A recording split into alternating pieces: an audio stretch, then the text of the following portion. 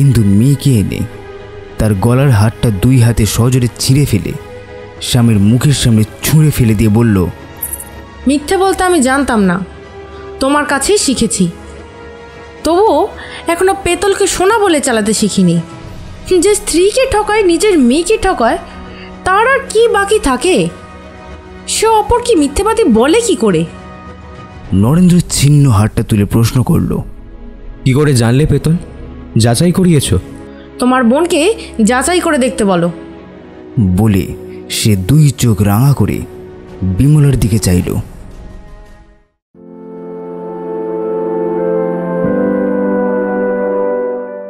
একটি গল্প, একটি অনুভূতি, কখনো প্রেম, কখনো রহস্য, কখনো শিহরণ।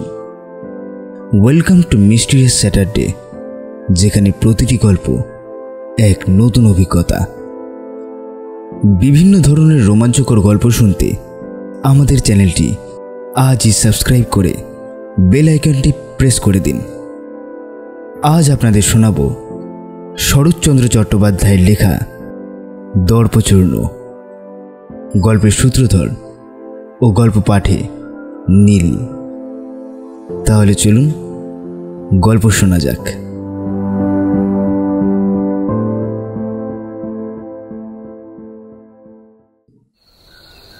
সন্ধ্যার পর ইন্দুমতি বিশেষ একটু সাজসজ্জা করে তার স্বামীর ঘরে প্রবেশ করে বলল, কি হচ্ছে? নরেন্দ্র একখানি বাংলা মাসিক পত্র পড়ছিল। মুখ তুলে নিঃশব্দে খানিকক্ষণ স্ত্রীর মুখের দিকে চেয়ে থেকে সেই কাগজখানা তার হাতে তুলে দিল। ইন্দু খোলা পাতাটার ওপর চোখ বুলিয়ে নিয়ে জোড়া ভ্রু ঈষৎ কুঞ্চিত করে বিস্ময় প্রকাশ করল। ইস, এই যে কবিতা দেখছি, তা বেশ, বসে না থাকি বেগাড়ি খাটি। দেখি এখানে কি কাগজ? সরস্বতী সপ্রকাশ ছাপালে না বুঝি? নরেন্দ্র শান্ত দৃষ্টি ব্যথায় ম্লান হয়ে এলো। সপ্রকাশ ফিরিয়ে দিলে? সেখানে পাঠায়নি। পাঠিয়ে একবার দেখলে না কেন? সপ্রকাশ সরস্বতী নয়, তাদের কাণ্ডজ্ঞান আছে। এই জন্যেই আমি যা তা কাগজ কখনো পড়ি না। আচ্ছা, নিজের লেখা নিজেই খুব মন দিয়ে পড়ো, ভালো কথা। আজ শনিবার, আমি ও বাড়ির ঠাকুরজিকে নিয়ে বায়োস্কোপ দেখতে যাচ্ছি। কমলা ঘুমিয়ে পড়েছে। কাব্যের ফাঁকে মেয়েটার দিকেও একটু নজর রেখো। চললুম। নরেন্দ্র কাগজখানা বন্ধ করে টেবিলের একধারে রেখে দিয়ে বলল, যাও। ইন্দু চলে যাচ্ছিল। হঠাৎ একটা গভীর নিঃশ্বাস কানে যেতেই সে ফিরে দাঁড়ালো। বলল, যে আমি কিছু একটা করতে চাইলে তুমি অমন করে দীর্ঘ নিঃশ্বাস ফেলো কেন? এতই যদি তোমার দুঃখ জ্বালা, মুখ ফুটে বলো না কেন? বাবাকে চিঠি লিখে যা হোক একটা উপায় করি। নরেন্দ্র মুহূর্তকাল মুখ তুলে ইন্দুর দিকে চেয়ে রইল। মনে হলো যেন সে কিছু বলবে, কিন্তু কিছুই বলল না। নীরবে মুখ নামিয়ে নিল।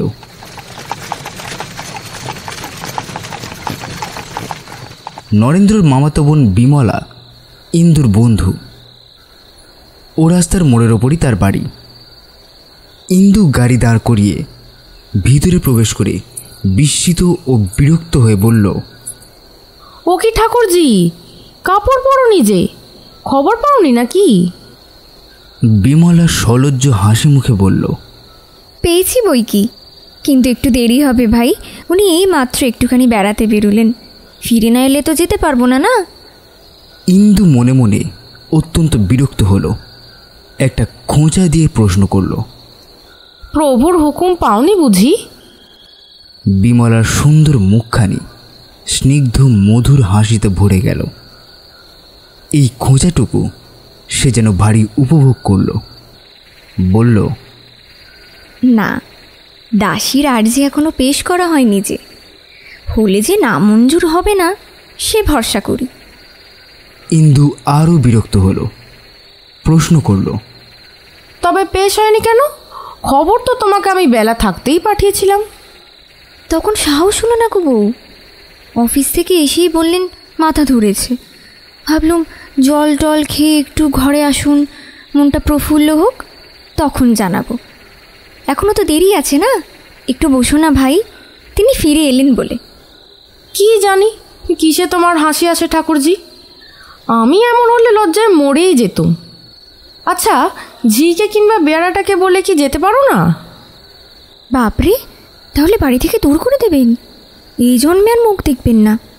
দূর করে দেবেন? কোন আইনে, কোন অধিকারে শুনি? বাধা কি বউ? তিনি মালিক, আমি দাসী বই তো নয়। তিনি তাড়ালে কে তাকে ঠেকাবে বলো? ঠেকাবে রাজা, ঠেকাবে আইন, সে চুলোয় যাগে ঠাকুরজি। কিন্তু নিজের মুখে নিজেকে দাসী বলে কবুল করতে একটুও লজ্জা হয় না? স্বামী কি মোগল বাদশা, আর স্ত্রী কি তার কৃতদাসী যে নিজেকে এমন হীন তুচ্ছ করে গৌরব বোধ করবে? এই ক্রোধটুকু লক্ষ্য করে বিমলা আমোদ বোধ করল। বলল, তোমার ঠাকুরজি যে মুখ্য মেয়ে মানুষ বউ, তাই নিজেকে স্বামীর দাসী বলে গৌরব বোধ করে। আচ্ছা জিজ্ঞাসা করি ভাই, তুমি যে এত কথা বলছো, তুমি কি বাড়ি থেকে বেরিয়েছো দাদার হুকুম না নিয়ে? হুকুম? কেন, কি জন্য? তিনি নিজে যখন কোথাও যান আমার হুকুমের অপেক্ষা করেন কি? আমি যাচ্ছি শুধু এই কথাটাই তাকে জানিয়ে এসেছি। তবে এই কথা আমি মানি যে আমার মতো গুণের স্বামী কম মেয়ে মানুষের ভাগ্যে জোটে। আমার কোনো ইচ্ছেতেই তিনি বাধা দেন না। কিন্তু এমন যদি নাও হতো, তিনি যদি নিতান্তই অবিবেচক হতেন, তাহলেও আমি বলছি ঠাকুরজি, আমি নিজের সম্মান 16 আনা বজায় রাখতে পারতাম।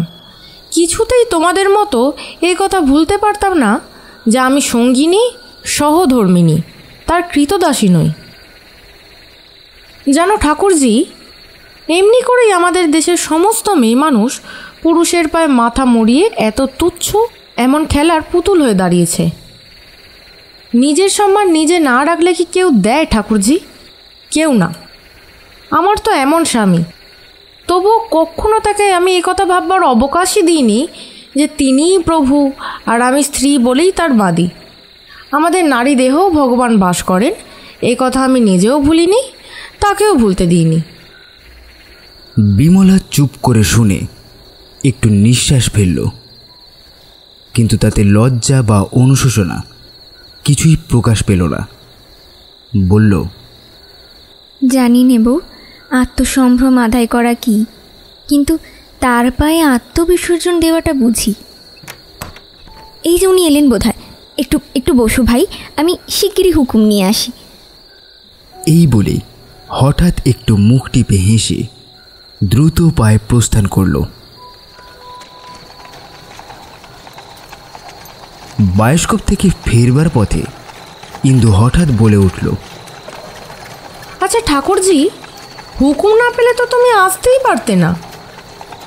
বিমলা পথের দিকে চেয়ে অন্য মনস্ক হয়ে কি জানি কি ভাবছিল। বলল, না। তাই আমার মনে হয় ঠাকুরজি, আমি যখন তখন এসে তোমাকে ধরে নিয়ে যাই বলে তোমার স্বামী হয়তো রাগ করে। বিমলা মুখ ফিরিয়ে বলল, তাহলে আমি নিজেই বা যাবো কেন বউ?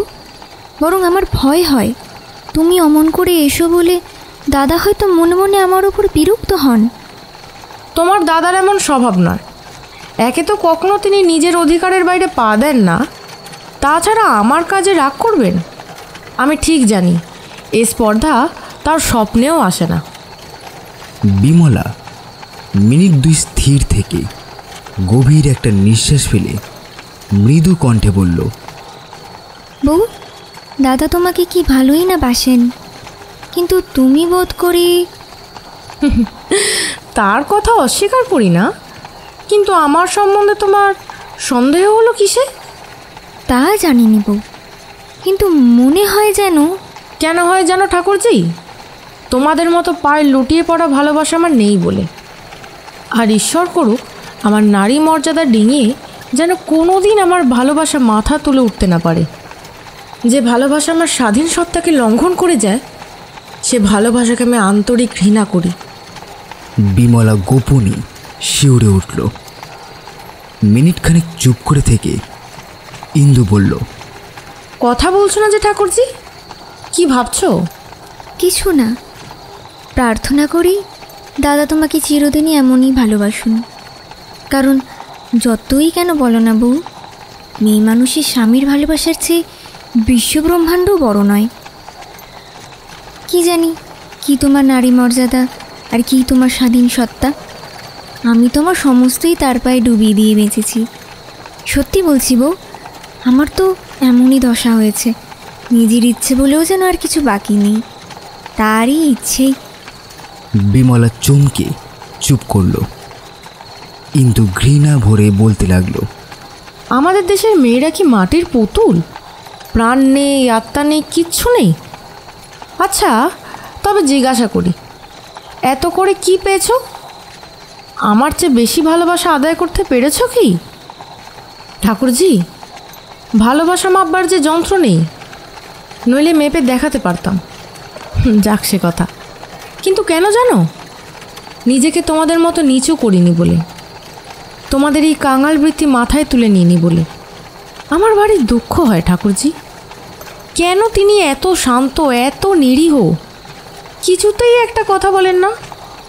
নইলে দেখিয়ে দিতুম, তিনি যাকে গ্রাহ্য করেন না সেও মানুষ, সেও অগ্রাহ্য করতে জানে, সেও আত্মমর্যাদা হারিয়ে ভালোবাসা চায় না। অনেক পেয়েছো বলেই এত কথা বেরোচ্ছে, না পেলে বেরোতো না। ভুল, নিছক ভুল ঠাকুরজি। সকলেই তোমার মতো নয়, সকলেই ভিক্ষে চেয়ে বেড়ায় না। আত্মগৌরব বোঝে এমন নারীও সংসারে আছে। যাই হোক, এখন থেকে জেনো, যে ভিক্ষে চায় না, নিজের জোর আদায় করে, এমন লোকও আছে। এবার বিমলার মুখের হাসি ধীরে ধীরে মিলিয়ে গেল। বলল, তা জানি। বিমলা ব্যথিত স্বরে বলল, আচ্ছা, এই যে বাড়ি এসে পড়েছি, একবার নামবে নাকি? না, আমিও বাড়ি যাই। গাড়োয়ান ওই ও গলিতে। দাদাকে আমার প্রণাম দিয়ে বউ। আচ্ছা দেব। গাড়োয়ান চলো।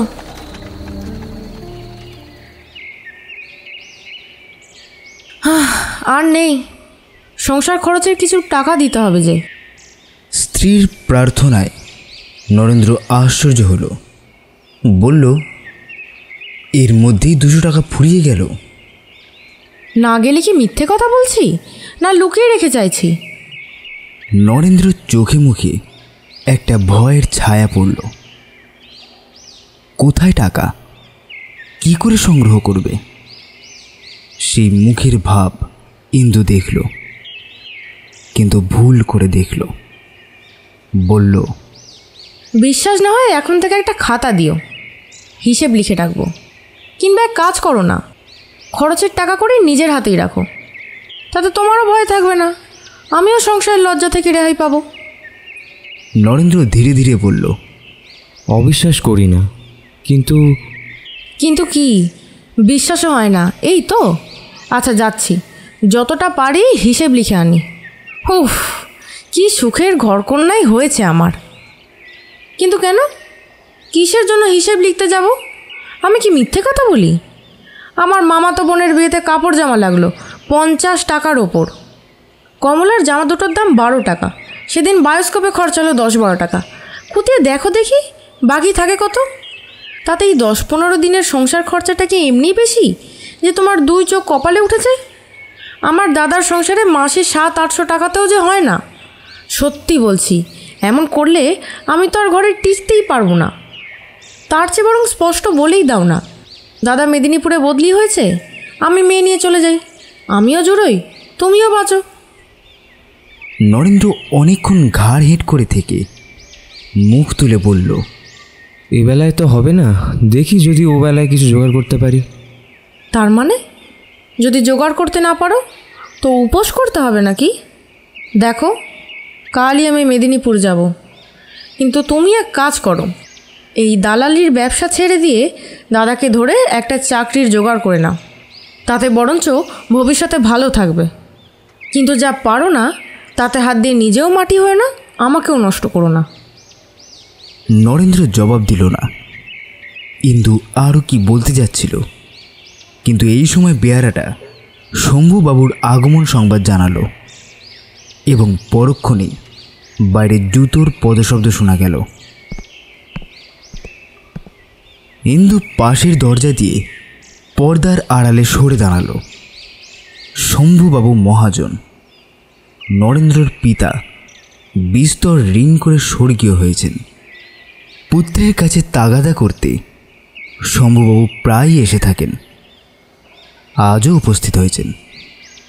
তিনি মৃদুভাষী। আসন গ্রহণ করে ধীরে ধীরে এমন গুটি কয়েক কথা বললেন যা দ্বিতীয়বার শোনার আগে অতি বড় নির্লজ্জও নিজের মাথাটা বিক্রি করে ফেলতে দ্বিধা করবে না। শম্ভুবাবু প্রস্থান করার পর ইন্দু আরেকবার সামনে এসে দাঁড়ালো। জিজ্ঞেস করল, ইনি কে? শম্ভুবাবু।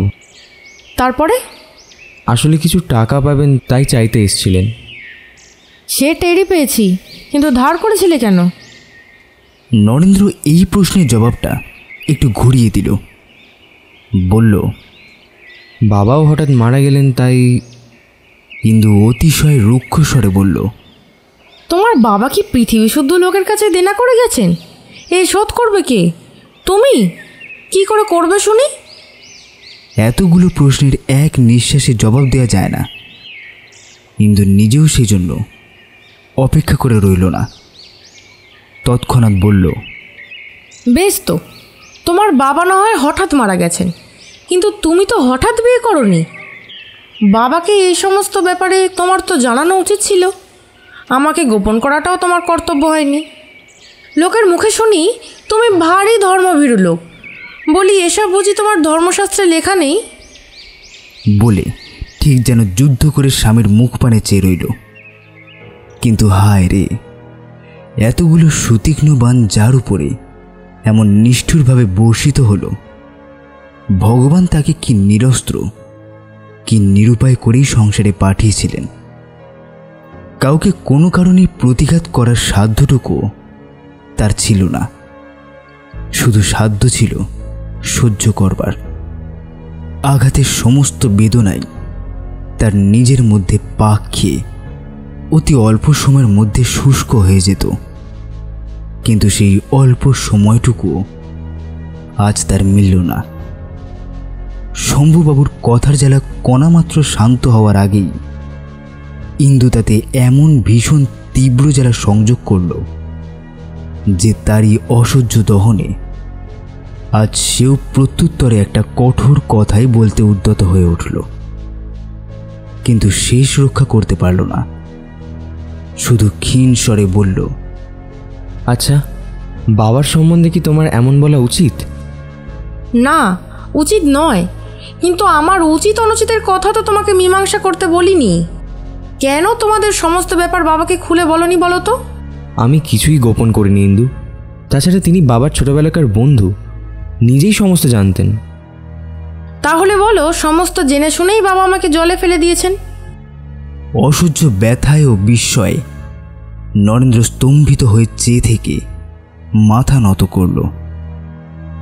স্ত্রীর এই ক্রোধ যথার্থই সত্য কিংবা কলহের ছলনা মাত্র, হঠাৎ সে যেন ঠাহর করতে পারল না। এখানে গোড়ার কথা একটু বলা দরকার। একসময় বহুকাল উভয় পরিবার পাশাপাশি বাস করেছিলেন এবং বিবাহটা সেই সময় একরূপ স্থির হয়েছিল। কিন্তু হঠাৎ একসময় ইন্দুর পিতা নিজের মত পরিবর্তন করে মেয়েকে একটু অধিক বয়স পর্যন্ত অবিবাহিত রেখে লেখাপড়া শেখাতে মনস্থির করায় বিবাহ সম্বন্ধও ভেঙে যায়। কয়েক বছর পরে ইন্দুর 18 বছর বয়সে আবার যখন কথা ওঠে, তখন কলকাতায় ফিরে এসে শোনেন নরেন্দ্রের পিতার মৃত্যু হয়েছে। সে সময় তার সাংসারিক অবস্থা ইন্দুর পিতামাতা যথেষ্ট পর্যালোচনা করেছিলেন। এমনকি তাদের মত পর্যন্ত ছিল না। শুধু বয়স্তা ও শিক্ষিতা কন্যার প্রবল অনুরাগ উপেক্ষা করতে না পেরে অবশেষে তারা সম্মত হয়েছিলেন। এত কথা এত তাড়াতাড়ি ইন্দু যথার্থই ভুলেছে, কিংবা মিথ্যে মোহে অন্ধ হয়ে নিজেকে প্রতারিত করবার নিদারুণ আত্মজ্ঞানী এখন এমন করে তাকে অহরহ জ্বালিয়ে তুলেছে। সেসব কিছুই স্থির করতে না পেরে নরেন্দ্র স্তব্ধ নিরুত্তরে মাথা হেঁট করে বসে রইল। সেই নির্বাক স্বামীর আনত মুখের দিকে খানিকক্ষণ দৃষ্টিপাত করে ইন্দু আর কোনো কথা না বলে ঘর ছেড়ে চলে গেল। সে নিঃশব্দে গেল বটে, এমন অনেক দিনই চলে গিয়েছে, কিন্তু আজ হঠাৎ নরেন্দ্রের মনে হলো তার বুকে বড় বেদনা স্থানটা ইন্দু যেন ইচ্ছাপূর্বক জোর করে মারিয়ে দিয়ে বেরিয়ে গেল। একবার একটু ঘাড় তুলে স্ত্রীর নিষ্ঠুর পদক্ষেপের দিকে চেয়ে দেখল। যখন আর দেখা গেল না, তখন গভীর, অতি গভীর একটা নিঃশ্বাস ফেলে নির্জীবের মতো সেখানে শুয়ে পড়ল। সহসা আজ তার প্রথম মনে হলো সমস্তটাই মিথ্যে, সবটাই ফাঁকি। এই সংসার, স্ত্রী, কন্যা, স্নেহ, প্রেম সমস্তই আজ তার কাছে মরুভূমির মরীচিকার মতো উবে গেল।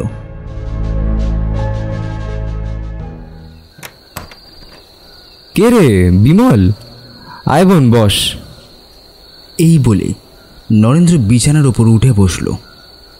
তার উভয় ওষ্ঠ প্রান্তে ব্যথার যে চিহ্নটুকু প্রকাশ পেল তা বিমলার দৃষ্টি এড়াল না। অনেকদিন দেখিনি রে দিদি, ভালো আছিস তো? বিমলার চোখ দুটি ছলছল করে উঠল। সে ধীরে ধীরে শয্যা প্রান্তে এসে বলল, কেন দাদা, তোমার অসুখের কথা আমাকে এতদিন জানাওনি? এই অসুখ তেমন কিছুই ছিল না রে বোন, শুধু এই বুকের ব্যথাটা একটু যা। একটু বই কি? উঠে বুঝতে পারো না? ডাক্তার কি বলল? ডাক্তার? ডাক্তার কি হবে রে, ও আপনিই সেরে যাবে। হ্যাঁ, ডাক্তার পর্যন্ত ডাকুনি? কদিন হলো? নরেন্দ্র একটুখানি হেসে বলল, কদিন? এই তো সেদিন রে, দিন 7 বোধহয় হবে। 7 দিন? তাহলে বউ সমস্ত দেখেই গেছে? না না, দেখে যায়নি বোধহয়। আমার যে অসুখ সে নিশ্চয়ই বুঝতে পারেনি। আমি তার যাবার দিনে তো ওই বাইরে উঠে বসেছিলাম। না না, হাজার হোক, তাই কি তোরা পারিস রে বোন? বউ তাহলে রাগ করে গেছে বলো? না, ঠিক রাগ নয়, দুঃখ কষ্ট। কত অভাব জানিসই তো। ওদের এসব সহ্য করার অভ্যাস নেই আসলে। আর তার শরীরটাও বেশ কয়েকদিন হলো খারাপ হয়েছে।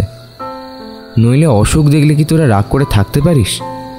পারি বই কি দাদা, আমাদের অসাধ্য কাজ কিছু নেই। নাহলে তোমার বিছানায় না শোয়া পর্যন্ত আমাদের চোখে পড়ল না?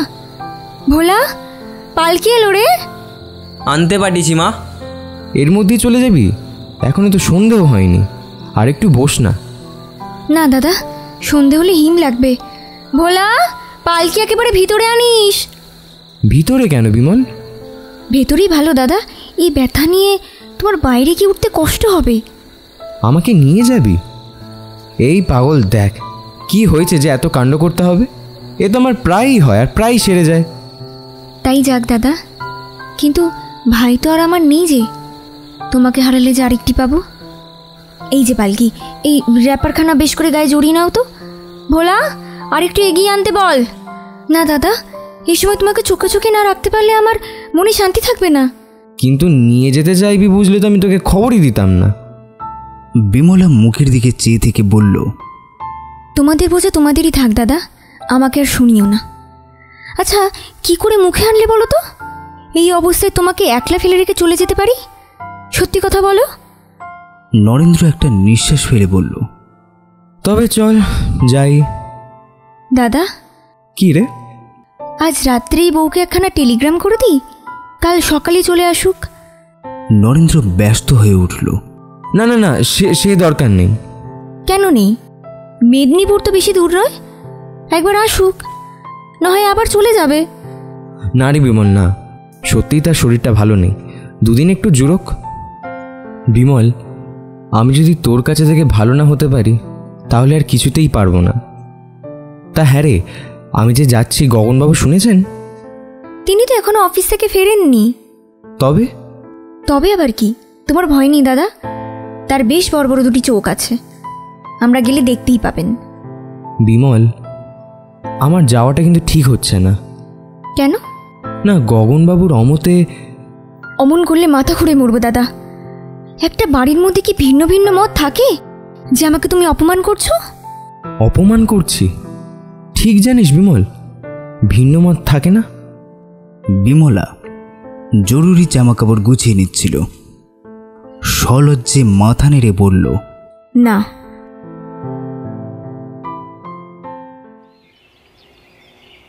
দাদা, আজ ব্যথাটাও তো টের পাচ্ছ না? না না না, একেবারে না। এই 8 দিন তোদের কি কষ্টই না দিলাম। এবার বিদায় দে দিদি। করবো কার কাছে? আচ্ছা দাদা, এই 16-17 দিনের মধ্যে বউ একখানা চিঠি পর্যন্ত দিল না? না না, দিয়েছেন বই কি, পৌঁছে খবর দিয়েছিলেন। এই তো কালও একখান চিঠি পেয়েছি, বরং আমিই জবাব দিতে পারিনি ভাই। বিমলা মুখ ভার করে নিঃশব্দে চেয়ে রইল। নরেন্দ্র লজ্জায় কুণ্ঠিত হয়ে বলতে লাগলো, সেখানে গিয়ে পর্যন্ত সে ভালো নেই, সর্দি কাশি, আবার তো শুনলাম পরশু একটু জ্বরও হয়েছিল। তবু তার মধ্যেই তিনি চিঠি লিখেছেন। আজ তাই বুঝি সেখানে টাকা পাঠিয়ে দিলে? নরেন্দ্র অধিকত লজ্জিত হয়ে পড়ল। বলল, কিছুই তো আর তার হাতে ছিল না। বাড়ির পাশেই একটা মেলা বসছেন লিখেছেন, সেটা শেষ হলেই ফিরবেন। তোকে বুঝি চিঠিপত্র লিখতে পারেননি? পেয়েছেন বই কি, কাল আমিও একখানা 4 পাতা জোড়া চিঠি পেয়েছি। পেয়েছিস? পাবি বই কি, তার জবাবটা। তোমার ভয় নেই দাদা, তোমার অসুখের কথা আমি লিখব না, আমার নষ্ট করবার মতো তো সময় নেই। সন্ধ্যার প্রাককালে খোলা জানলার ভেতর দিয়ে লাল আকাশের পানে চেয়ে নরেন্দ্র স্তব্ধভাবে বসেছিল। বিমলা ঘরে ঢুকে বলল, চুপ করে কি ভাবছো দাদা? নরেন্দ্র মুখ ফিরিয়ে নিয়ে বলল, কিছুই ভাবিনি রে বোন, মনে মনে তোকে আশীর্বাদ করছিলেন যেন এমনই সুখেই তোর চিরদিন কাটে। বিমলা কাছে এসে তার পায়ের ধুলো মাথায় নিয়ে একটা চৌকির ওপর বসল। আচ্ছা, দুপুরবেলা অত রাগ করে চলে গেলি কেন বলতো? আমি অন্যায় সইতে পারি না। কেন তুমি অত? তাতে কি বল, ইন্দুর দিক থেকে একবার ভেবে দেখ, আমি তো তাকে সুখে রাখতে পারিনি। সুখে থাকতে পারার ক্ষমতা থাকা চাই দাদা, সে যা পেয়েছে এত কজন পায়। কিন্তু সৌভাগ্যকেও মাথায় তুলে নিতে হয়, না হলে। বিমল, লজ্জা করিস না। দিদি, তুই সত্যি বলতো, তুই কখনো ঝগড়া করিসনি?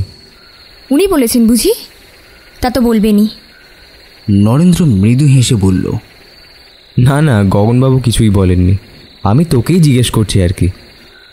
বিমলা মুখ তুলে বলল, তোমাদের সঙ্গে ঝগড়া করে কে পারবে বলো?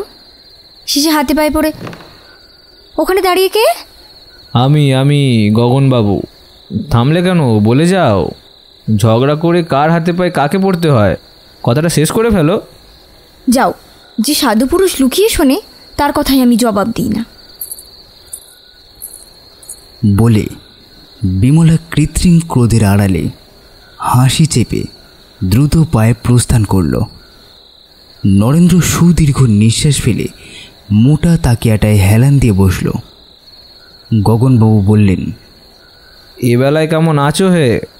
হ্যাঁ, এই তো ভালো হয়ে গেছি। এবার বিদায় দাও ভাই। বিদায় দাও? ব্যস্ত হয়ে না হে, 2 দিন থাকো। তোমার এই বোনটির আশ্রয়ে যে যটা দিন বাস করতে পায় তার তত বছর পরমায়ু বৃদ্ধি হয়, সে খবর জানো? জানি না বটে, কিন্তু সম্পূর্ণ বিশ্বাস করি। বিশ্বাস করি কি হে, এই যে প্রমাণ করা কথা। সত্যি নরেনবাবু, এমন রত্ন সংসারেও পাওয়া যায়। ভাগ্য ভাগ্য ভাগ্যং ফলতি না কি হে কথাটা? না হলে আমার মতন হতভাগ্য যে এ বস্তু পায়, এ তো স্বপ্নের অগোচর। বউ ঠাকুরন, না না, থেকে যাও 2 দিন।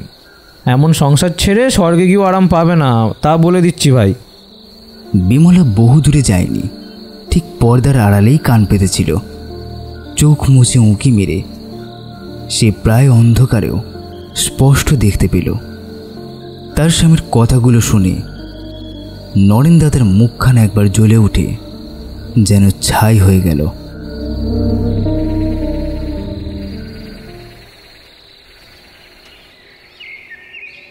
দিন 15 পরে দুপুরের গাড়িতে ইন্দু মেয়ে নিয়ে মেদিনীপুর থেকে ফিরে আসলো।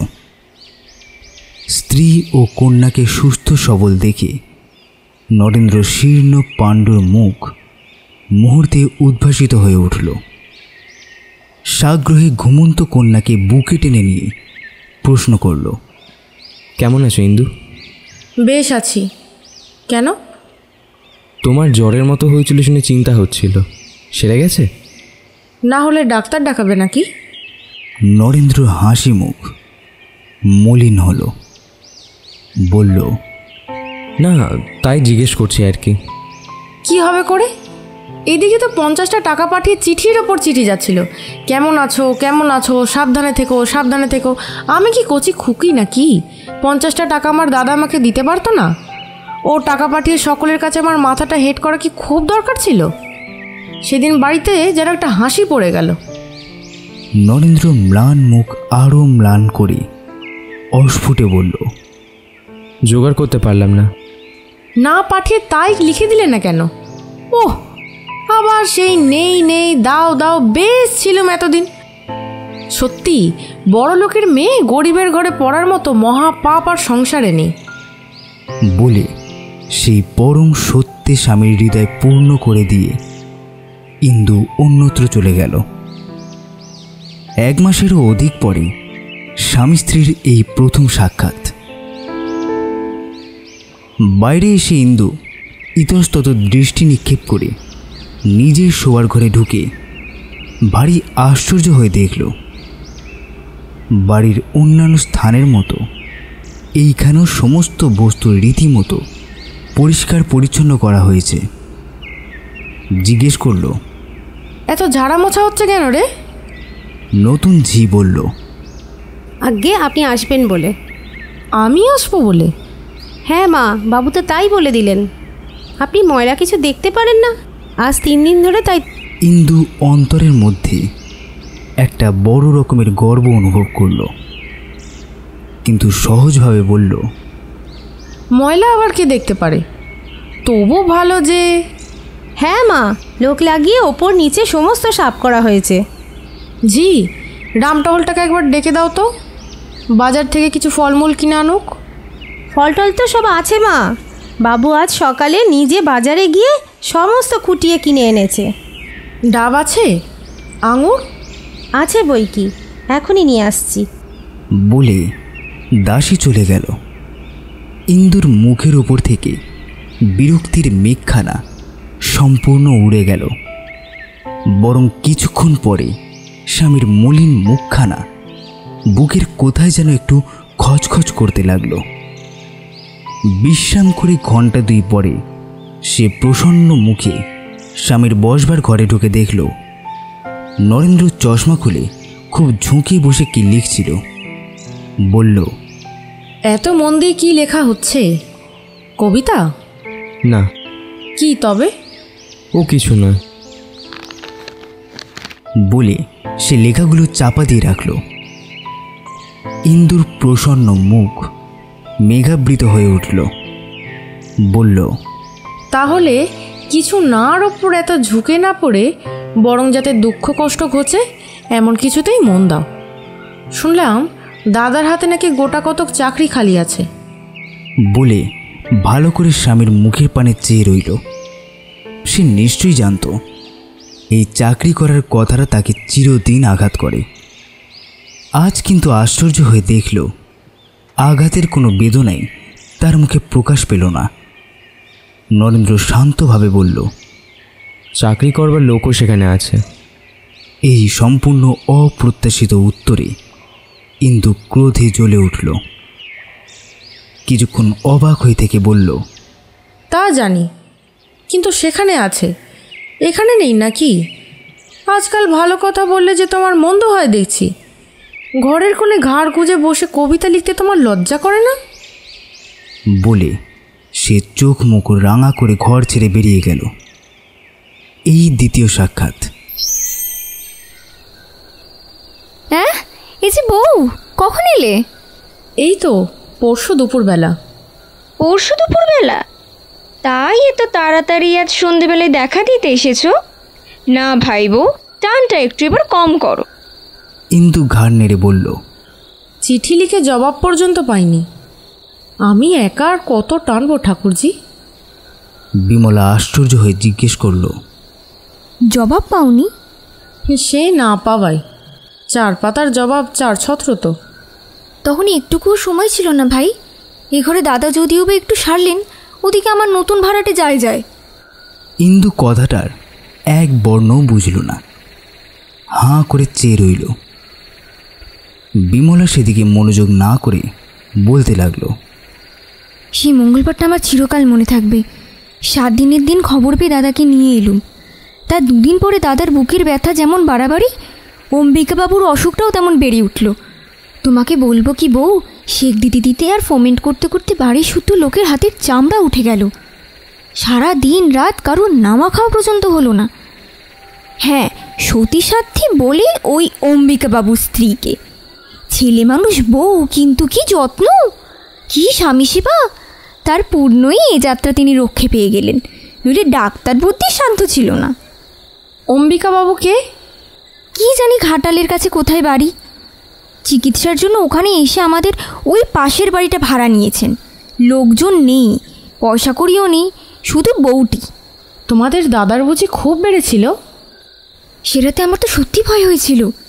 ওই তাকের ওপর ওষুধের খালি শিশিগুলো চেয়ে দেখো না, 3 জন ডাক্তার আর। আচ্ছা বউ, দাদা বুঝি এসব কথা তোমাকে চিঠিতে লেখেননি? না। এখানে এসে বুঝি শুনলে? হ্যাঁ। আমি তো তোমাকে প্রথম দিনই টেলিগ্রাম করতে চেয়েছিলুম। মাত্র 2-3 ঘন্টার পথ, স্বচ্ছন্দে আসতে পারতে, কিন্তু দাদা কিছুতেই করতে দিল না। কি যে তাকে তুমি করেছো তা তুমিই জানো বউ। যদি অসুস্থ শরীরে তুমি ব্যস্ত হও, এই ভয়ে কোনো মতেই খবর দিতে চাইলেন না। যাক, ঈশ্বরের ইচ্ছায় ভালোই হয়ে গেছে, নইলে তার কি হতো ঠাকুরজি? অসুখ সারতেও আমাকে দরকার হয়নি, না সারলেও হয়তো হতো না। বলে ইন্দু উঠে গিয়ে ওষুধের শূন্য এবং অর্ধশূন্য শিশিগুলো নেড়ে চেড়ে লেবেলের লেখা পড়ে দেখতে লাগলো। কিন্তু এই কি হলো? কখনো যা হয়নি, আজ হঠাৎ তার 2 চোখ অশ্রুতে ঝাপসা হয়ে গেল। কেন? সে কি কেউ নয় যে এত বড় একটা কাণ্ড হয়ে গেল, অথচ তাকে জানানো পর্যন্ত হলো না? সে নিজের এমন কি পীড়ার কথা লিখেছিল যাতে সংবাদ দেওয়াটাও কেউ উচিত মনে করলেন না? তিনি ভালো হয়েও তো কতকগুলো পত্রে কত কথা লিখলেন, শুধু নিজের কথাটাই বলতে ভুললেন। বেশ, এখানে এসেও তো 3 দিন হলো, তবু কি মনে পড়ল না? ইন্দুর তীব্র অভিমানের সুর বিমলা টের পেয়েছিল। ফিরে এসে বলল, শিশি বোতল নাড়াচাড়া করে আর কি হবে বউ? ওরা কখনো মিথ্যে সাক্ষী দেবে না, তা যতই জেরা করো না কেন। এসো, তোমার চা দেওয়া হয়েছে। চলো। বলে ইন্দু অলক্ষ্যে চোখের জল মুছে তার কাছে এসে দাঁড়ালো। চা খাওয়া শেষ হলে বিমলা কি জানি ইচ্ছা করেই আঘাত দিল কিনা, বলল, সে এক হাসির কথা বউ। এক বাড়িতে 2 রোগী, কিন্তু দুজনের কি আশ্চর্য ভিন্ন ব্যবস্থা। দাদা মরমর হয়েও তোমাকে খবর দিতে দিলেন না যদি ব্যস্ত হও, যদি তোমার শরীর খারাপ হয়। আর অম্বিকাবাবু এক দণ্ড ওর স্ত্রীকে তার সম্মুখ থেকে নড়তে দিলেন না, তার ভয়ে সে চোখের সম্মুখ থেকে যদি চলে যায় আর তার প্রাণটা যদি বেরিয়ে যায়। এমনকি সে ছাড়া তিনি কারো হাতে বিশ্বাস করে ওষুধও খেতেন না।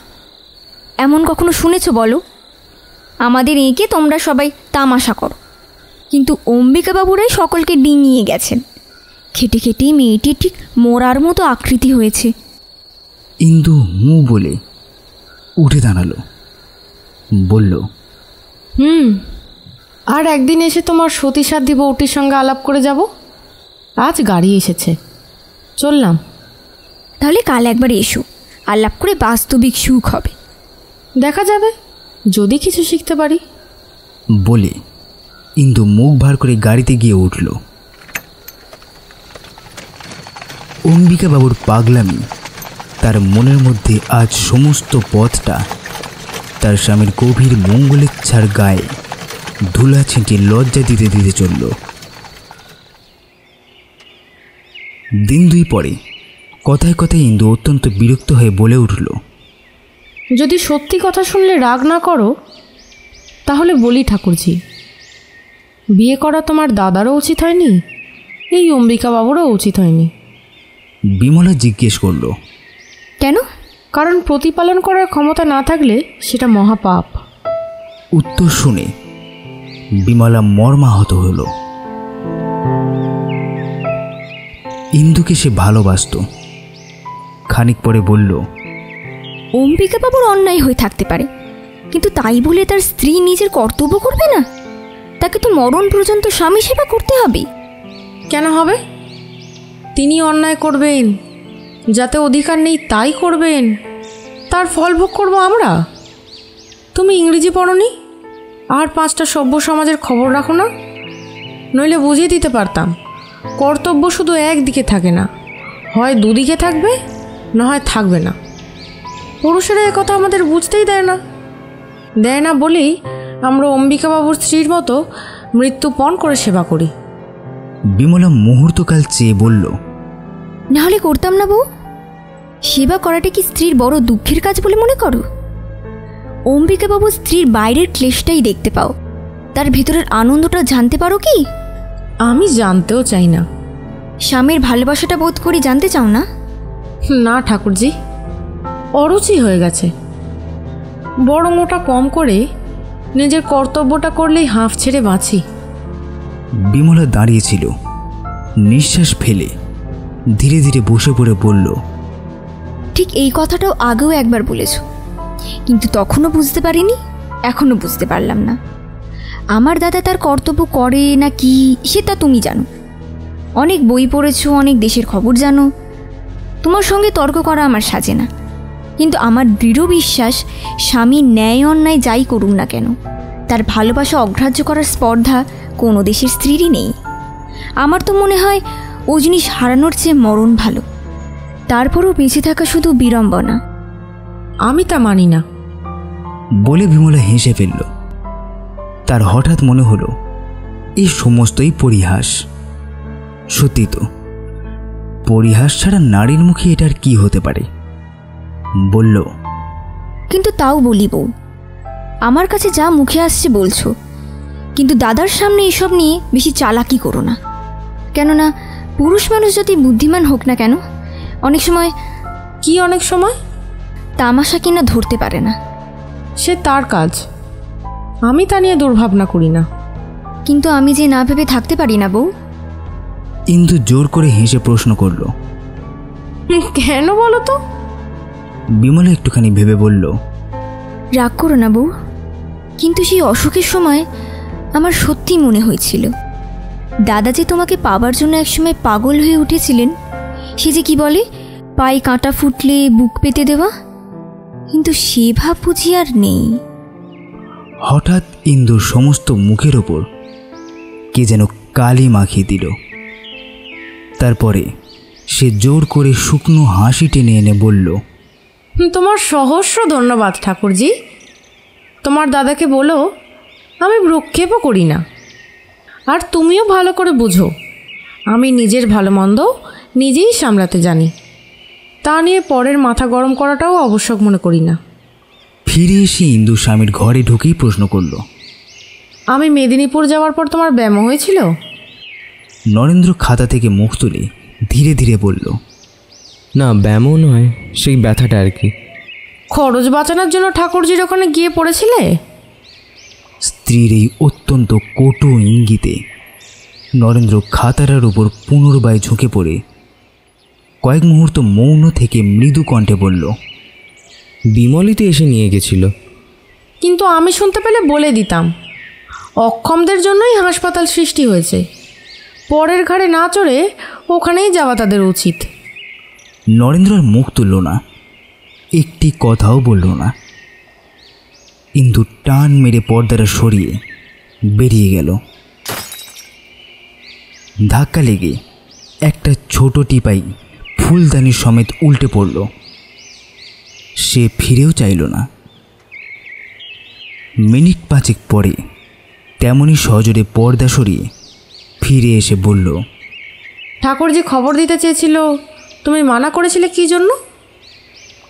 ভেবেছিলে আমি বুঝি ওষুধের সাথে বিষ মিশিয়ে দেব? নরেন্দ্র মুখ না তুলেই বলল, না তা ভাবিনি, কিন্তু তোমার শরীর ভালো ছিল না।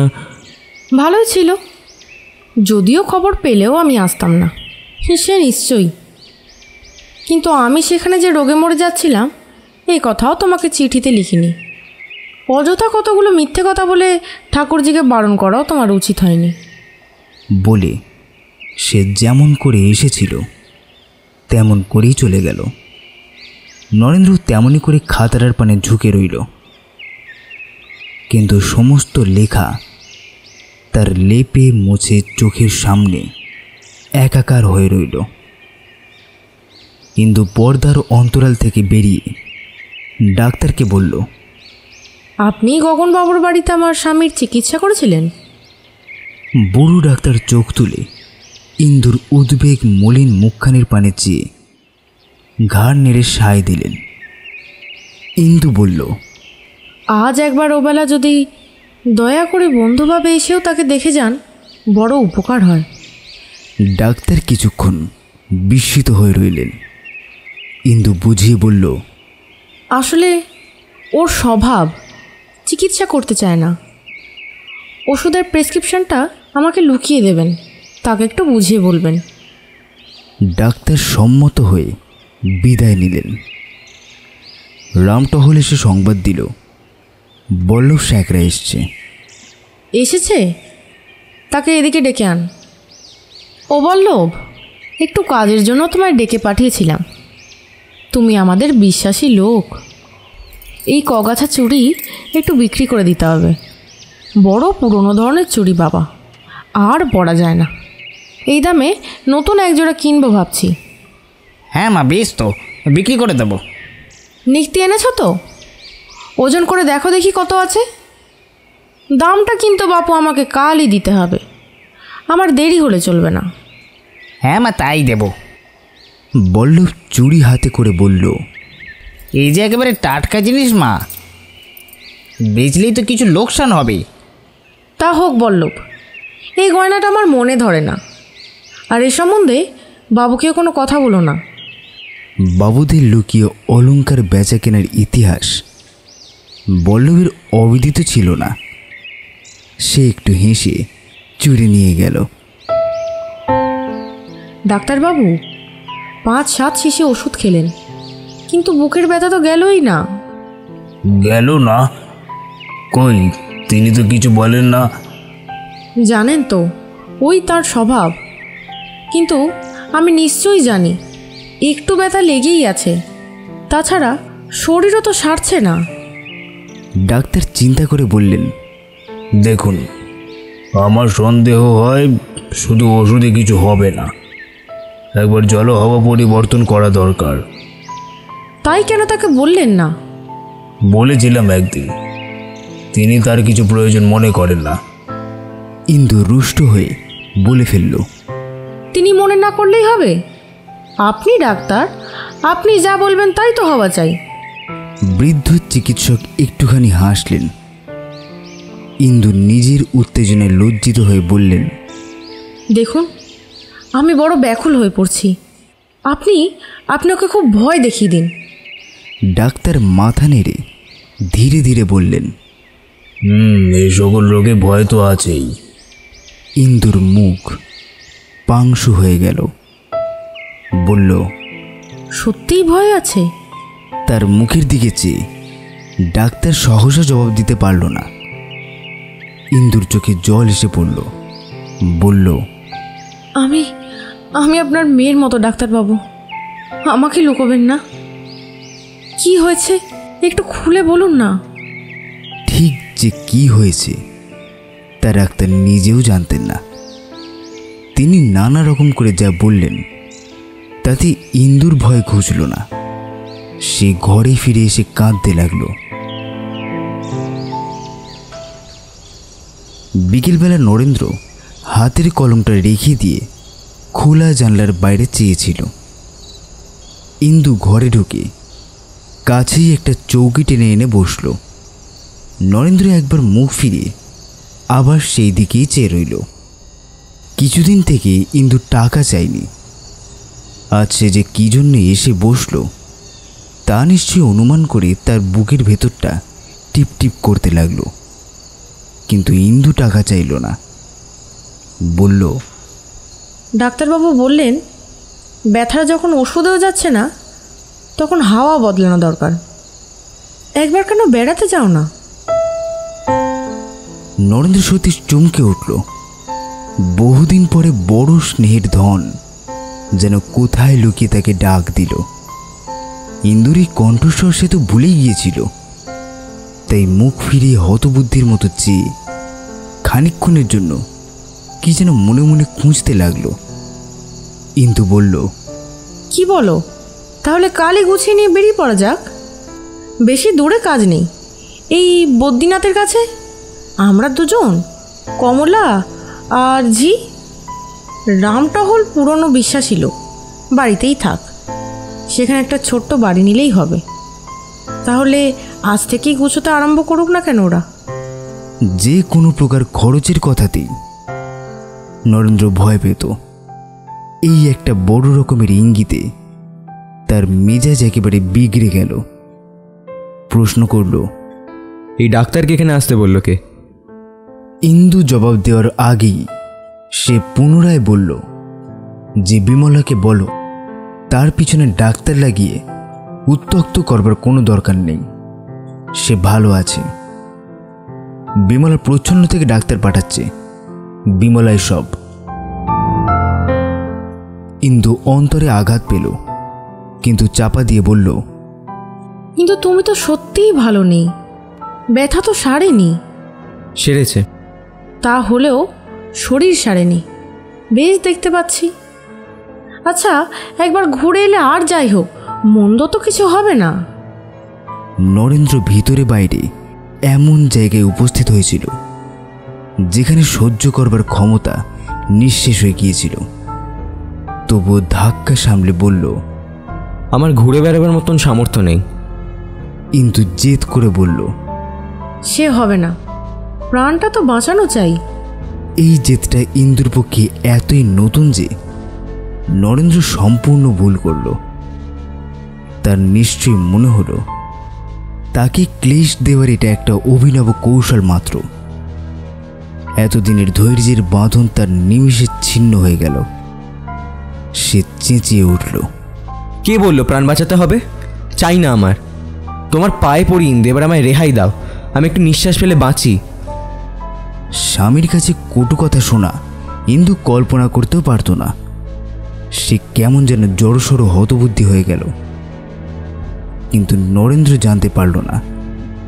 বলতে লাগলো, তুমি সব জানো আমি যে কি সংকটের মধ্যে দিয়ে দিন কাটাচ্ছি।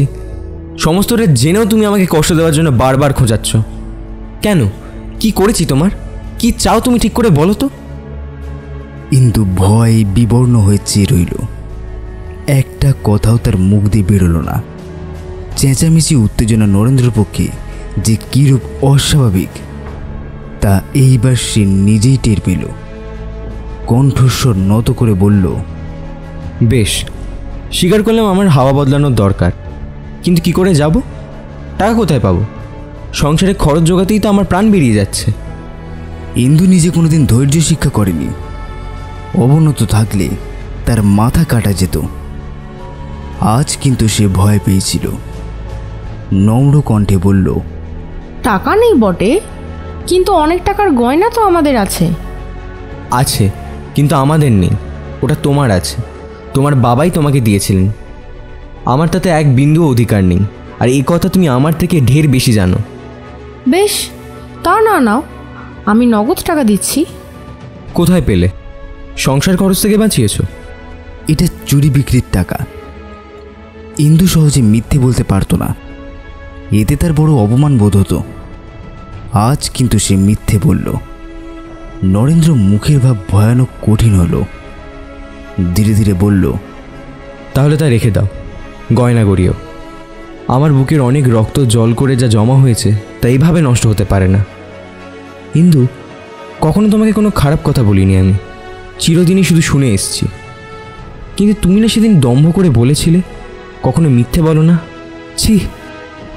কমলা পর্দা ফাঁক করে ডাকলো, মা, পিসি এসেছেন। কি হচ্ছে গো বউ? বলে বিমলা ভেতরে এসে দাঁড়ালো। ইন্দু মেয়েকে এনে তার গলার হারটা 2 হাতে সজোরে ছিঁড়ে ফেলে স্বামীর মুখের সামনে ছুঁড়ে ফেলে দিয়ে বলল, মিথ্যে বলতে আমি জানতাম না, তোমার কাছেই শিখেছি। তবুও এখনো পেতলকে সোনা বলে চালাতে শিখিনি। যে স্ত্রীকে ঠকায়, নিজের মেয়েকে ঠকায়, তার আর কি বাকি থাকে? সে অপর কি মিথ্যেবাদী বলে কি করে? নরেন্দ্র ছিন্ন হারটা তুলে প্রশ্ন করল, কি করে জানলে পেতল? যাচাই করিয়েছ? তোমার বোনকে যাচাই করে দেখতে বলো। বলে সে 2 চোখ রাঙা করে বিমলার দিকে চাইল। বিমলা 2 পা পিছিয়ে গিয়ে বলল, ও কাজ আমার নয় বউ। আমি এত ইতর নই যে দাদার দেওয়া গয়না শ্যাকরা ডেকে যাচাই করে দেখব। কিন্তু তোমাকেও আমি 2-1খানা গয়না দিয়েছি, সে যাচাই করে দেখেছো? দেখিনি, কিন্তু এবার দেখতে হবে। দেখো, সেগুলো পেতল নয়। বোনের মুখের দিকে চেয়ে হারটা দেখে সে বলল, এটা সোনা নয় রে বোন, পেতলই বটে। যে দুঃখে বাপ হয়েও একটি মেয়ের জন্মদিনে তাকে ঠকিয়েছি সে তুই বুঝবি। তবু মেয়েকে ঠকাতে পেরেছি, কিন্তু নিজের স্ত্রীকে ঠকাতে সাহস করিনি। কথা শোনো বউ, একবার পায়ে হাত দিয়ে ক্ষমা চাও গিয়ে। কেন? কি দুঃখে? আমার মাথা কেটে ফেললেও আমি তা পারবো না ঠাকুরজি। কেন পারবে না? স্বামীর পায়ে হাত দিতে লজ্জা কি? বেশ তো, তোমার দোষ না হয় নেই, কিন্তু তাকে প্রসন্ন করা যে সকল কাজের চেয়ে বড়। না, আমার তা নয়। ভগবানের কাছে খাঁটি থাকাই আমার সকল কাজের বড়। যতক্ষণ সে অপরাধ না করছি ততক্ষণ আর কিছুই ভয় করি না। বউ, এসব পাকামির কথা আমরাও জানি, তখন কিছুই কোনো কাজে আসবে না বলে দিচ্ছি। চোখ বুজে বিপদ এড়ানো যায় না। দাদা সত্যি তোমার ওপর বিরক্ত হয়ে উঠেছেন। তার ইচ্ছে। বিমলা মনে মনে অত্যন্ত জ্বলে উঠে বলল, সেই ইচ্ছে টের পাবে যেদিন সর্বনাশ হবে। দাদা যেমন নিরীহ তেমনই কঠিন। তার এদিক দেখেছ, ওদিক দেখতে এখনো বাকি আছে, তা বলে দিচ্ছি। আচ্ছা, দেখতে পেলে তোমাকে খবর দিয়ে আসবো। বিমলা আর কিছু বলল না। খানিকক্ষণ চুপ করে থেকে একটা নিঃশ্বাস ফেলে ধীরে ধীরে বলল, তা সত্যি, বিশ্বাস হয় না বটে স্বামীর স্নেহে বঞ্চিত হব, কিন্তু সে মানুষ যে দাদা নয়, অসুখের সময় তাকে ভালো করে চিনেছি। বুকের কপাট তার একবার বন্ধ হয়ে গেলে আর খোলা যাবে না। একবার ইন্দু মুখ গম্ভীর করল, বলল, খোলা না পাই বাইরেই থাকবো, খুলে দেবার জন্য তার পায়েও ধরবো না, তোমার সুপারিশ করতেও ডাকবো না। ও কি রাগ করে চললে নাকি? বিমলা দাঁড়িয়ে উঠে বলল, রাগ নয়, দুঃখ করে যাচ্ছি। বউ, নিজের বোনের চেয়েও তোমাকে বেশি ভালোবেসেছি বলেই প্রাণটা কেঁদে কেঁদে ওঠে। দাদাজি অমন করে বলতে পারেন, আমি চোখে দেখে না গেলে বিশ্বাসই করতাম না। অত বক্তৃতা আর কখনো তার মুখে শুনবে না। বক্তৃতা তুমিও কিছু কম করনি বউ, তবে তিনি যে আর কখনো করবেন না তা আমারও মনে হয়। এক কথা 100 বার বলবার লোক তিনি নন। সেও বটে, তবে আর একটা গুরুতর কারণ ঘটেছে, যা তার কোনোদিন স্বপ্নেও চোখ রাঙাতে সাহস করবে না। আমার বাবার চিঠি পেলাম, তিনি আমার নামে 10,000 টাকা উইল করে দিয়েছেন। কি বলো ঠাকুরজি, পায়ে ধরার আর দরকার আছে বলে মনে হয়? বিমলার মুখ যেন আরও অন্ধকার হয়ে গেল। বলল, বউ, এর পূর্বে কখনো তোমাকে তিনি চোখ রাঙাননি। যা করে তাকে ফেলে রেখে তুমি মেদিনীপুর গিয়েছিলে সে তো আমি জানি, কিন্তু তবুও কোনোদিন এতটুকু তোমার নামে নিন্দে করেননি। হাসি মুখে তোমার সমস্ত দোষ আমার কাছে ঢেকে রেখেছিলেন। সে কি তোমার টাকার লোভে? বউ, শ্রদ্ধা ছাড়া ভালোবাসা থাকে না। যে জিনিস তুমি তেজ করে হেলায় হারাচ্ছ সেদিন টের পাবে, যেদিন যথার্থই হারাবে। কিন্তু এই একটা কথা আমার মনে রাখবে বউ, আমার দাদা এত নীচ নয়। আর না, সন্ধে হয়, চললুম। কাল পরশু একবার সময় করে আমাদের বাড়ি এসো। আচ্ছা। বলে ইন্দু পিছনে পিছনে সদর দরজা পর্যন্ত এসে উপস্থিত হলো। তার মৃদু পদশব্দ বিমলা যে শুনেও শুনল না তা সে বুঝল। গাড়িতে উঠে বসলে মুখ বাড়িয়ে চিরদিন এই দুটি সখী পরস্পরকে নিমন্ত্রণ করে হেসে কপাট বন্ধ করে। আজ গাড়িতে ঢুকেই বিমলা দরজা বন্ধ করে দিল। ঘরে ফিরে এসে ইন্দু কমলাকে বুকের কাছে টেনে নিয়ে শুয়ে পড়ল। বিমলা চলে গেল, কিন্তু তার খরতপ্ত কথাগুলো রেখে গেল। এর উত্তাপ যে কত এইবার ইন্দু টের পেল। এই তাপে তার অহংকারের অব্রবেদী তুষার স্তূপ যতই গলে বয়ে যেতে লাগলো, ততই এক একটি নতুন বস্তু তার চোখে পড়তে লাগলো। এত কাদামাটি, আবর্জনা, এত কর্কশ কঠিন শিলাখণ্ড যে এই ঘনীভূত জলতলে আবৃত হয়েছিল তা সে তো স্বপ্নেও ভাবেনি। হঠাৎ তার অন্তরের ভিতর থেকে কে যেন জিজ্ঞেস করে বলল, এই কেমন হয় ইন্দু যদি তিনি মনে মনে তোমাকে ত্যাগ করেন? তুমি কাছে গিয়ে বসলেও যদি তিনি ঘৃণায় সরে বসেন? তার সর্বাঙ্গ কাঁটা দিয়ে উঠল। কমলা বলল, কি মা? ইন্দু তাকে সজোরে বুকে চেপে ধরে তার মুখে চুমু খেয়ে বলল, তোর পিসিমা এত ভয় দেখাতেও পারে। কিসের ভয় মা? ইন্দু আরেকটি চুমু খেয়ে বলল, কিছু না মা, সব মিথ্যে, সব মিথ্যে। যা তো মা, একবার দেখে আয় তো তোর বাবা কি করছে। মেয়ে ছুটে চলে গেল। আজ দুদিন স্বামী স্ত্রীতে একটা কথাও হয়নি। কমলা ফিরে এসে বলল, বাবা চুপ করে শুয়ে আছেন। চুপ করে? আচ্ছা, তুই শুয়ে থাক মা, আমি দেখে আসি। বলে ইন্দু নিজেই চলে গেল। পর্দার ফাঁক দিয়ে দেখল তাই বটে, তিনি উপর দিকে চেয়ে সোফায় শুয়ে আছেন। মিনিট 5-6 দাঁড়িয়ে দেখে ইন্দু ফিরে আসলো। আজ প্রবেশ করতে সাহস হলো না দেখে সে নিজেই ভারী আশ্চর্য হয়ে গেল। কমলা। কি মা? তোর বাবার বোধহয় খুব মাথা ধরেছে। যা মা, বসে বসে একটু মাথায় হাত বুলিয়ে দে গিয়ে। মেয়েকে পাঠিয়ে দিয়ে ইন্দু নিজে আড়ালে দাঁড়িয়ে উদ্গ্রীব হয়ে দুজনের কথাবার্তা শুনতে লাগলো। কমলা প্রশ্ন করল, কেন মাথা যন্ত্রণা করছে বাবা? কই ধরেনি তো মা। মা বললেন যে খুব ধরেছে। নরেন্দ্র কিছুক্ষণ চুপ করে মেয়ের মুখের দিকে চেয়ে রইলেন। একটু পরে বললেন, তোমার মা জানে না। পর্দা ঠেলে ইন্দু সহজভাবে ঘরে ঢুকল। টেবিলের আলোটা কমিয়ে দিয়ে বলল, রোগা শরীরে এত পরিশ্রম কি সহ্য হয়?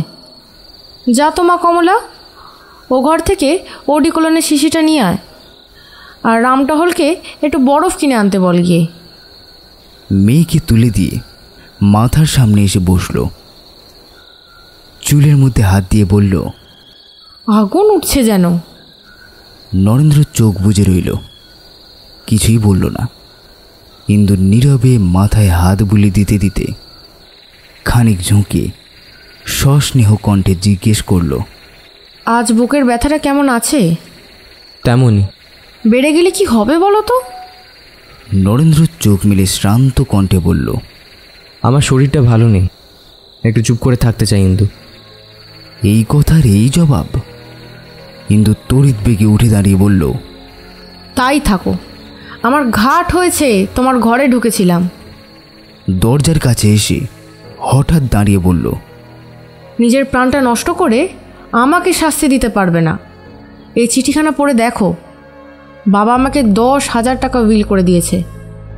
বলে বাঁ হাতের চিঠিটা সোফার দিকে ছুঁড়ে ফেলে দিয়ে বাইরে এসে দাঁড়ালো। তারপর মুখে আঁচল গুঁজে কান্না চাপতে চাপতে নিজের ঘরে ঢুকে দরজা বন্ধ করে শুয়ে পড়ল। কথার সাথে হার মানতে শেখেনি সে, অনেক নারী শেখে না। তাই আজ তার সমস্ত সাধু সংকল্পই ব্যর্থ হয়ে গেল। সে কি করতে গিয়ে কি করে ফিরে আসলো?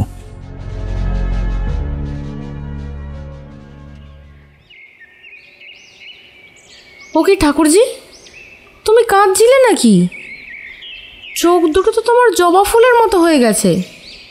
অম্বিকাবাবুর স্ত্রী শুনছিলেন এবং বিমলা উপুর হয়ে বই পড়ছিল। ধর্মর করে উঠে বসে চোখ মুছে হাসল। উফ, দুর্গামণির দুঃখ দেখে বুক ফেটে যায় বউ। কে দুর্গামণি? ন্যাকা সেজো না বউ, জানো না কে দুর্গামণি? চারিদিকে যে এত সুখ্যাতি বেরিয়েছে তা ঠিক বটে। ইন্দু আর কিছুই বুঝল না, শুধু বুঝলো একখানা বইয়ের কথা হচ্ছে। হাত বাড়িয়ে বলল, দেখি বইটা। হাতে নিয়ে ওপরেই দেখল গ্রন্থকার তার স্বামীর নাম লেখা। পাতা উল্টাতেই চোখে পড়ল উৎসর্গ করা হয়েছে বিমলাকে। ইন্দু বইখানা আগা গোড়া নেড়ে চেড়ে রেখে দিল। লেখা হয়েছে, ছাপা হয়েছে, দেওয়া হয়েছে, অথচ সে তার বিন্দু বিসর্গও জানে না। তার মুখের চেহারা দেখে বিমলা আর একটা প্রশ্ন করতেও সাহস করল না। তখন ইন্দু নিজেই বলল, আমার নাটক নভেল পড়তে ইচ্ছাই করে না, ভালো লাগে না আসলে। যাই হোক, ভালো হয়েছে শুনে সুখী হলাম। অম্বিকাবাবুর চাকর এসে তার স্ত্রীকে লক্ষ্য করে বলল, বাবু জিজ্ঞেস করছেন আজ তার যে জাদুঘর দেখতে যাবার কথা ছিল, যাবেন? এই বউটি সকলের চেয়ে ছোট। সে লজ্জা পেয়ে ঘাড় হেঁট করে মৃদুস্বরে বলল, না, তার শরীর এখনো তেমন সারেনি, আজ যেতে হবে না, থাক। চাকর বলে গেল। ইন্দু হাঁ করে চেয়ে রইল। তার মনে হলো এমন আশ্চর্য কথা সে জীবনে শোনেনি। ভোলা এসে বিমলাকে জিজ্ঞেস করল, বাবু অফিস থেকে জানতে একজন লোক পাঠিয়েছেন, একটা বড় আলমারি নিলাম হচ্ছে, বড় ঘরের জন্য কেনা হবে নাকি? না, কিনতে মানা করে দে, একটা ছোট বুককেস হলেও ঘরে হয়ে যাবে। ভোলা চলে গেল। ইন্দু মহা বিস্ময়ে অবাক হয়ে বসে রইল। এই স্বামীদের প্রশ্নগুলোতেও সে বেশি প্রভুত্ব দেখতে পেল না, কিন্তু এদের স্ত্রীর দুটি আদেশগুলো তার কাছে ঠিক দাসীদের মতো শোনালো না। অথচ তার নিজের মনের মধ্যে কেমন যেন একটা ব্যথা বাজতে লাগলো। কেবলই মনে হতে লাগলো কি করে যেন এদের কাছে সে একেবারে ছোট হয়ে গিয়েছে। যাওয়ার সময় বিমলা চুপি চুপি জিজ্ঞেস করল, বউ, সত্যি কি তুমি দাদার এই বইটার কথা জানতে না? ইন্দু তাচ্ছিলের সাথে বলল, না, আমার ওর জন্য মাথা ব্যথা করে না, সারাদিন বসেই তো লিখছে, কে অত খোঁজ করে বলো? ভালো কথা ঠাকুরজি, কাল বাপের বাড়ি যাচ্ছি। বিমলা উদ্বিগ্ন হয়ে বলল, না বউ, যেও না। কেন? কেন সে কি বুঝিয়ে বলতে হবে বউ? দাদা তোমাকে তার সুখের দুঃখের কোনো ভারী দেন না, তাও কি চোখে দেখতে পাও না? স্বামীর ভালোবাসা হারাচ্ছ, তাও কি টের পাও না? ইন্দু হঠাৎ রুষ্ট হয়ে বলল, অনেকবার বলেছি তোমাকে, আমি চাই না, চাই না, চাই না। আমি দাদার ওখানে নিশ্চিন্ত হয়ে থাকবো, ইনি আর যেন আমাকে আনতে না যান, আর যেন আমাকে জ্বালাতনও না করে। এবার বিমলাও রেগে উঠল, বলল, এসব বড়াই পুরুষ মানুষের কাছে করো বউ, আমি তো মেয়ে মানুষ, আমার কাছে করো না। তোমার বাপেরা বড় লোক, তোমার সংস্থান তারা করে দিয়েছেন, এই তো তোমার অহংকার। আচ্ছা, এখন যাচ্ছ যাও, কিন্তু একদিন হুঁশ হবে, যা হারালে তার তুলনায় সমস্ত পৃথিবীটাও ছোট। বউ, যা তুমি পেয়েছিলে কম মেয়ে মানুষই তা পায়, সে কি জানো? কিন্তু যে অপব্যয় তুমি করলে তাতে অক্ষয়ক হয়ে শেষ হয়ে যায়, বোধ করি গেলও তাই। সেই বইখানা বিমলার হাতেই ছিল। তার প্রতি দৃষ্টি পড়ায় ইন্দুর বুকের ভেতরটা আরেকবার হু হু করে উঠল। বলল, অহংকার করার থাকলেই লোক করে, কিন্তু আমার সর্বনাশ হয় হবে, যায় যাবে। সেজন্য ঠাকুরজি তুমিই বা কেন মাথা গরম করো, আর আমিই বা যা তা দাঁড়িয়ে দাঁড়িয়ে শুনি কেন? আমার থাকতে ইচ্ছা নেই, থাকবো না, এতে যা হয় তা হবে, কারো পরামর্শ নিতেও চাই না, ঝগড়াও করতে চাই না। বিমলা চুপ করে রইল। তার ব্যথা অন্তর্যামী জানলেন, কিন্তু এ অপমানের পর আর সে তর্ক করল না। ইন্দু বেরিয়ে যাওয়ার উপক্রম করতেই বিমলা বলল, দাঁড়াও তো বউ, তুমি সম্পর্কে বড়, একটা প্রণাম করি।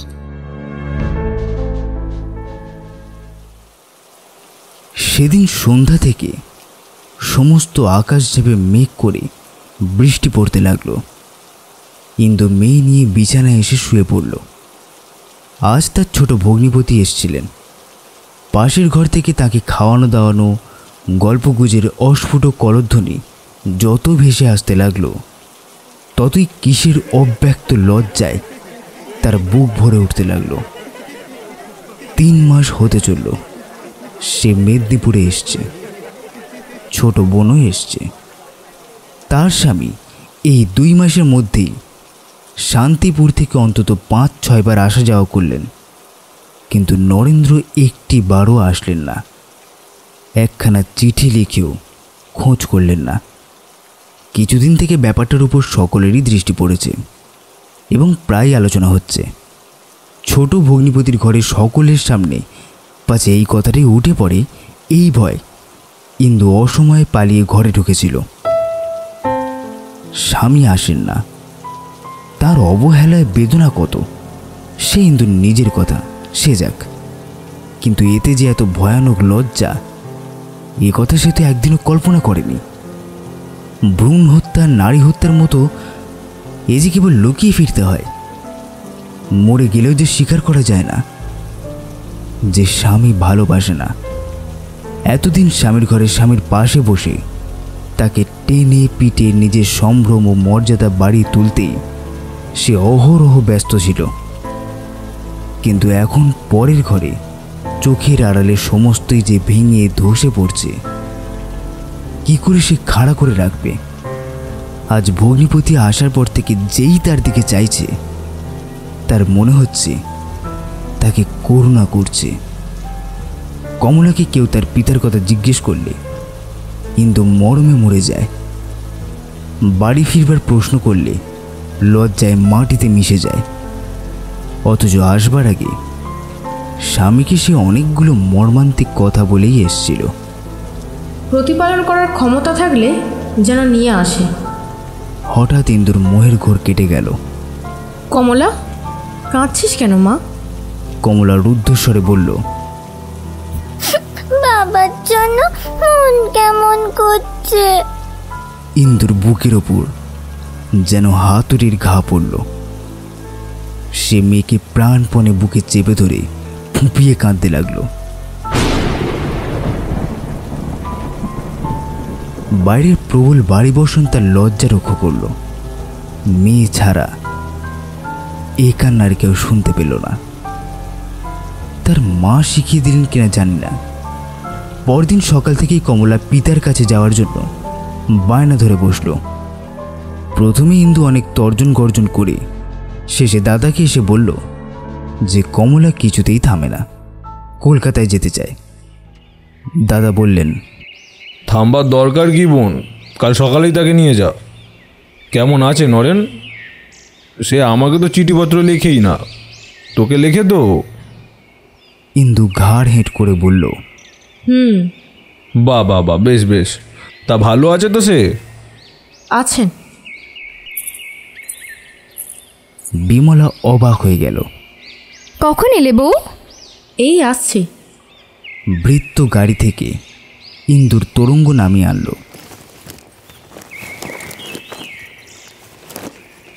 বিমলার দারুণ বিরক্তি কোনো মতে চেপে বলল, বাড়ি যাওনি? না, শুধু কমলাকে সামনে থেকে নামিয়ে দিয়ে এসছি। শুধু তার জন্যই আসা, না হলে আসতাম না। বিমলা নিঃশ্বাস ফেলে বলল, না এলেই ভালো করতে বউ, ওখানে তোমার আর গিয়েও কাজ নেই। ইন্দুর বুকের ভেতরটা ধড়াস করে উঠল। কেন ঠাকুরজি? বিমলা সহজ গম্ভীরভাবে বলল, পরে শুনো, কাপড় ছাড়ো, মুখ হাত ধো, যা হবার সে তো হয়েই গেছে। এখন আজ শুনলেও যা, দুদিন পর শুনলেও তাই। ইন্দু বসে পড়ল। তার সমস্ত মুখ নীলবর্ণ হয়ে গেল। বলল, সে হবে না ঠাকুরজি, না শুনে আমি এক বিন্দু জলও মুখে দেবো না।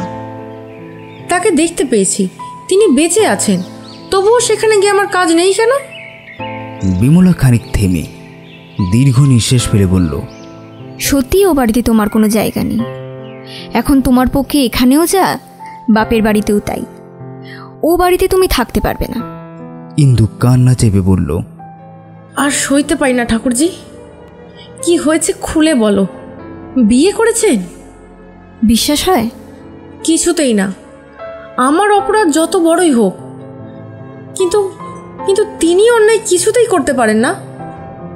তবুও কেন আমার পাশে তার স্থান নেই, বলবে না? বিমলা নিজের চোখে ছলছল করে উঠল, কিন্তু অশ্রু ঝরল না।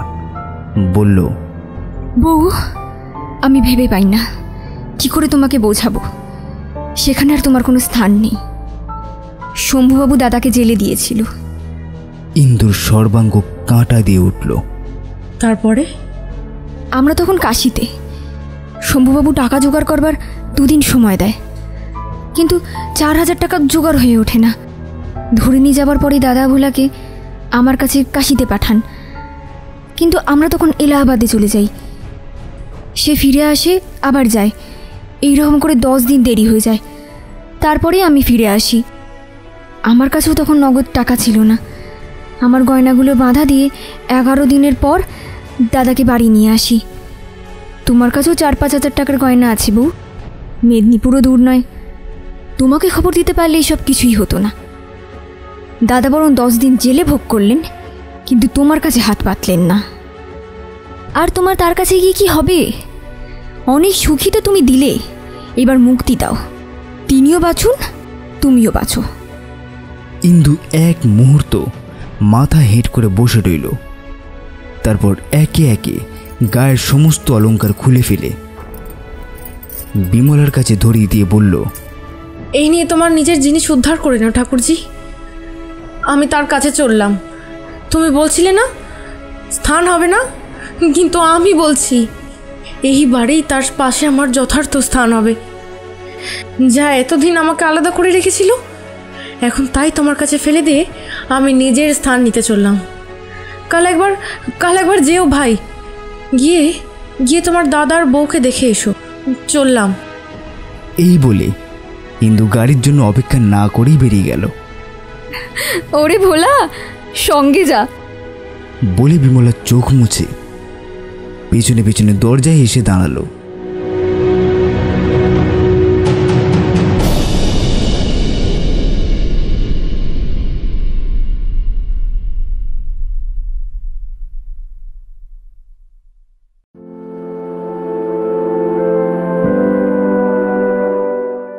শুনলেন আজকের গল্প শরৎচন্দ্র চট্টোপাধ্যায়ের লেখা দর্ভচূর্ণ। গল্পের সূত্রধর ও গল্প পাঠে নীল। বিমলার চরিত্রে মেঘা, ইন্দুর চরিত্রে মেঘা গড়াই, কমলা ও অম্বিকাবাবুর স্ত্রীর চরিত্রে মেঘা, ঝিয়ের চরিত্রে অপর্ণা ভট্টাচার্য, নরেন্দ্রের চরিত্রে রিক, গগনবাবুর চরিত্রে সুমন। সাউন্ড এডিটিং ও পোস্টার ডিজাইন নীল। সমগ্র পরিচালনায় মেঘা। গল্পটি আপনাদের কেমন লাগলো সেটা অবশ্যই কমেন্ট করে জানাবেন। Stay tuned, stay curious. Mysterious Saturday, now at a darker hour.